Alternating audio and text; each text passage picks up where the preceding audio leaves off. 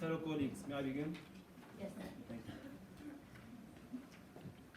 Hey, did you hear about what happened to that black guy? That's no way to treat a human.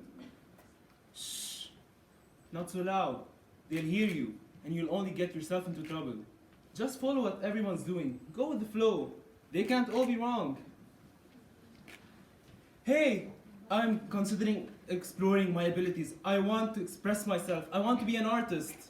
Artists don't make a living. You're gonna be a successful engineer or better yet, a doctor. That's much better. Mom, I want to study. I want to be successful one day. I want to make my living on my own. Nonsense. You're gonna marry a rich guy just like your sister did and get him beautiful babies. Women don't study. That's useless.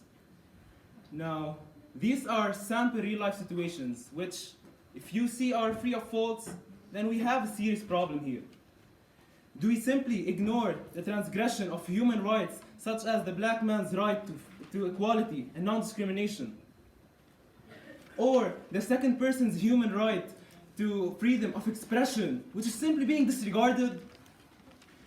And finally, the woman that was utterly being denied of her right of education, just because she's a woman, a creature better fitted to make families and produce babies, unlike her male counterpart, better fitted for the hard work and accomplishments.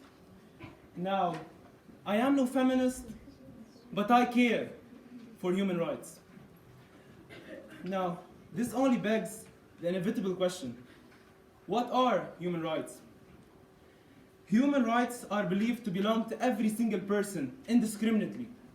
And this only begs the other question: what are rights? Rights are what belong. Rights are which is morally correct, just, or honorable. It belongs to every single one of you. Every single one. And nobody has the power to take them from you. They are worth fighting for and caring for. I cared for my human rights. These same rights that role models such as Martin Luther King Jr., who stood among the people just like I do now in his most iconic speech and said, "I have a dream," because he believed in America where the possibility of an America where black citizens and white citizens are truly equal, and that the rights of the black people are truly worth fighting for. Or Gandhi, who undertook 17 fasts, where his longest fasts lasted 21 days, because he believed in the independence of India from the British rule and the right to freedom, in addition to the Indians and to the rights of the Indian poor. Now, let's not forget Susan B. Anthony, shall we? A woman that grew up in a politically active family. They worked to end slavery. She was once denied speech in a convention and realized that women will never have the political respect they deserve if they do not have the political right to vote.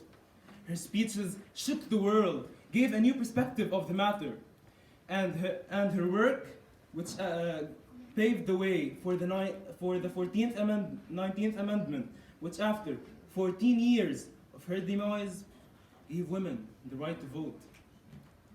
Inspired and enlightened by these role models, I now see what it that they fought for was. These human rights are proof that you, every single one, matters, that you deserve to be respected. You have the right to be yourself. You have the right to express yourself fearlessly, and you can change this world. These rights are proof that this government that thinks it has unlimited power over us, it doesn't. Over us average citizens, no, it doesn't.